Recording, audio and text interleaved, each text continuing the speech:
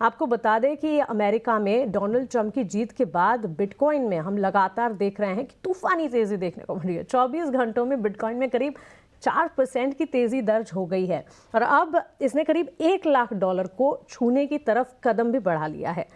Interesting है ये। और बिटकॉइन में अगर एंटर भी करना है तो सबसे पहले तो एडवाइस यही है कि सोच समझकर रिसर्च करने के बाद यहाँ पर एंटर करें। लेकिन ये जो इंटरेस्टिंग रिसर्च है, जो तूफानी तेजी है, इस पर कुछ डिटेल्स हमारे सहयोगी शरद लेकर आए हैं। आइए उनसे जानते हैं। शरद, बताएं। जी बिल्कुल, बिटकॉइन की रैली जो है वो एक तरफा देखने मिली। एक तरफ सारे एसेट क्लासेस ले लीजिए, दूसरे साइड अगर बिटकॉइन ले लीजिए तो देखेंगे बिटकॉइन भागे जा रहा है। $1 लाख का जो मार्क है ऑलमोस्ट छूने वाला है। $99,000 को टच कर चुका है। और याद रखिए, इस साल बिटकॉइन मोर देन डबल हो ऑलरेडी चुका है।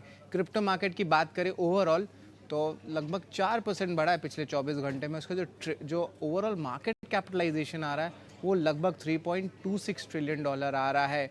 आंकड़े बढ़े हैं। और पिछले 3 महीने में देखें, जो पूरा रनअप हो रहा था इलेक्शंस का और उसके बाद यूएस में, यहाँ पे देखें तो बिटकॉइन 60% ग्रो किया है, इथेरियम भी 20%, और एक और क्रिप्टो करेंसी है जिसका नाम है सोलाना, जहाँ पे 66% का ग्रोथ देखने मिला है। लेकिन क्या रीज़न्स है इसके, ये सबसे इम्पॉर्टेंट होता है।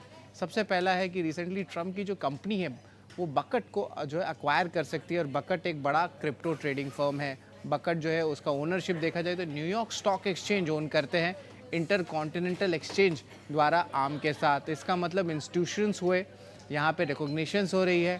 और ओवरऑल जो सारा कैंपेन चला था यूएस प्रेसिडेंशियल इलेक्शन का, उसमें ट्रम्प बहुत वोकल थे डिजिटल करेंसी के अडॉप्शन को लेके। इसके अलावा याद रखिए, जब इंस्टीट्यूशंस आते हैं तो जो स्पॉट बिटकॉइन ईटीएफ्स होते हैं उसमें भी बड़े भारी भरकम इन्फ्लोज देखने मिल रहे हैं। तो उसके कारण जो है बिटकॉइन में एक अच्छी तेज़ी देखने मिल रही है। ओवरऑल जो है, अगर अलग अलग एसेट क्लासेस भी लें, अगर हम कंपेयर करें इस साल, अगर डॉलर रिटर्न को बेस बनाते हैं, तब देखेंगे बिटकॉइन ने जो इन्वेस्टर्स को 130% से ज़्यादा का रिटर्न दिया है।